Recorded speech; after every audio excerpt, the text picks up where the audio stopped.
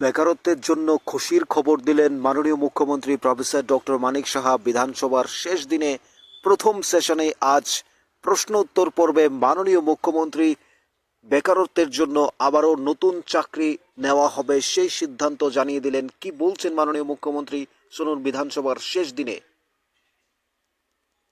যেমন sociology, psychology, geography এবং economics, এবং সেই হিসাবে সেখানে প্রয়োজন প্রায় 300 জন বিষয় শিক্ষক, যেগুলো আমি বললাম, এবং 200 জন স্পেশাল এডুকেটর। সেই হিসাবে আমাদের টিআরবিটির মাধ্যমে একটা অ্যাডভার্টাইজমেন্ট করা হয়েছে, কিন্তু সেখানে দেখা গেছে যোগ্য প্রার্থী সেভাবে পাওয়া যায়, যে কারণে 179 বিষয় শিক্ষক,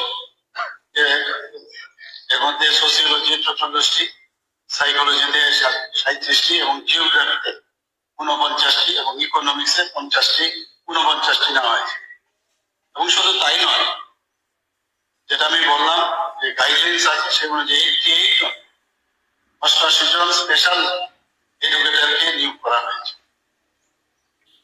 তাছাড়া আপনি যেটা পাশাপাশি দক্ষ যদি বিদ্যালয়গুলোর জন্য 125 জন ফিজিক্যাল এডুকেশনের বিষয় শিক্ষক এবং 125 জন স্কুল লাইব্রেরিয়ান পদ সহসায় আমরা পূরণ করতে যাচ্ছি। এখানে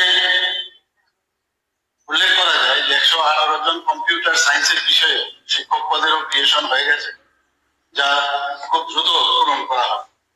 যে শিক্ষক সমস্যা দূরীকরণের ক্ষেত্রে নিয়োগ প্রক্রিয়া অনেকটাই আমরা গুরুত্বপূর্ণ ভূমিকা আমি আশা করি পালন করবে। আর আপনি যেটা বললেন যে ইংলিশ, আমরা এখন যারা যারা মানে ইংলিশ ব্যাকগ্রাউন্ড আছে, এখন যে এখানে আমরা পাঠাচ্ছি বিভিন্ন ডিস্ট্রিক্টে ইন্টারভিউ যখন হয়, তাদের ইচ্ছা প্রকাশ করে ইংলিশ ব্যাকগ্রাউন্ড যাদের আছে, ইংলিশ মিডিয়ামে পড়াশোনা করেছে, ইংলিশ নিয়ে ভালো জানে, তাদেরকে আমরা এখন প্রেফারেন্স দিচ্ছি এবং সেখানে তাদেরকে আমরা প্লেসমেন্ট করছি। আর একটা জিনিস আপনি যেটা বললেন যে মিড ডে মিলের বিষয়টা, এটা আমার জানা নেই, যদি আমি খবর নেব নিশ্চয়ই দেখবো যে প্রপারলি যেন ওদের মিড ডে মিল প্রপার করে দেওয়া। শুনলেন মাননীয় মুখ্যমন্ত্রীর বক্তব্য। মাননীয় মুখ্যমন্ত্রী বিধানসভায় জানিয়ে দিলেন চূড়ান্ত সিদ্ধান্ত। নতুন করে কম্পিউটার টিচার, ইংলিশ এবং ফিজিক্যাল এডুকেশন, স্পেশাল এডুকেটর এবং পিআই সমস্ত বিষয়ে ফিজিক্যাল ইন্সট্রাক্টর নিয়োগ করা হবে।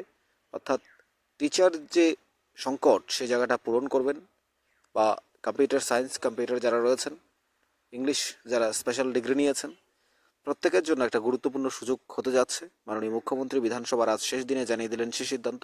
আরও বেশ কিছু আপডেট রয়েছে বেকারত্বের জন্য, চাকরি প্রার্থীদের জন্য, রাজ্যের কর্মচারীদের জন্য। প্রতিটা আপডেট আমরা আপনাদের কাছে পৌঁছে দেবো। আমাদের নিউজ ত্রিপুরা 1 চ্যানেলটি অবশ্যই সাবস্ক্রাইব করে রাখুন প্রতিটা আপডেট পেতে।